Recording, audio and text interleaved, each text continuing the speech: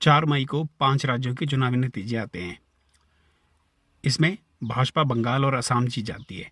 बंगाल की जीत भाजपा और भाजपा के समर्थकों के लिए बहुत बड़ी बात है। एक ऐसा राज्य जो 30-35 साल से कम्युनिस्टों के अधीन था, 15 साल से ममता बनर्जी की तृणमूल के अधीन था, वहाँ पे भगवा लहराना बहुत बड़ी बात है। भगवा लहराए ही नहीं, बल्कि भाजपा को लगभग 70% सीटें मिली हैं। कहने वाले कह रहे थे कि ये हिंदुत्व की जीत है। अब आती है 6 तारीख। सरकार के सलाहकार हैं दिलीप मंडल। वो कुछ ये ट्वीट करते हैं, फिर कुछ ऐसे लिखते हैं, फिर कुछ वैसा लिखते हैं।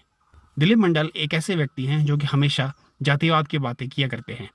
कभी वो सुअर के ऊपर जनेऊ डालकर ब्राह्मणों का मजाक उड़ाते हैं, तो कभी कभी कुछ लोग इनको गरिया रहे थे, लोग इनको तरह तरह की बातें कर रहे थे, लेकिन इन्हें फर्क नहीं पड़ा।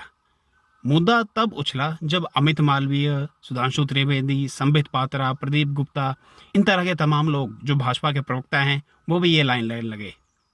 कहने लगे कि बंगाल की जीत SC/ST वर्ग के द्वारा हमें मिली है, जबकि 294 में से 140 सीटें ऐसी हैं जो कि जनरल कैटेगरी की हैं, जो कि भाजपा ने बंगाल में जीती हैं। इनमें 8 मुस्लिम बहुल सीटें भी हैं। तो ये कह देना कि भाजपा को SC/ST का वोट मिला, इसके कारण वो बंगाल जीते, ये बहुत बड़ी नाइंसाफ़ी है।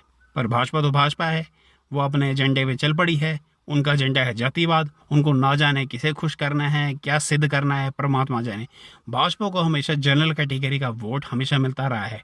ब्राह्मण, बनिया, राजपूत, भूमिहार, इन लोगों का वोट भाजपा को सशर्त मिलता है।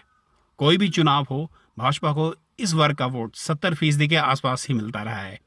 पर जिस तरीके की लाइन भाजपा ले रही है, ये बहुत ही खतरनाक ट्रेंड चल पड़ा है। किसी भी ऐतिहासिक विभूति का सम्मान करना बुरी बात नहीं है, पर भाजपा जिस तरीके से भीमराव अंबेडकर जी, महात्मा फुले जी, इनको प्रमोट कर रही है, वो अच्छे ट्रेंड नहीं दिखा रहे हैं। भाजपा जहाँ सबका साथ, सबका विकास की बातें किया करती थी, वहाँ इनकी लाइन अब कुछ और ही है, जो कि आने वाले समय में भाजपा के लिए बहुत घातक हो जाएगा।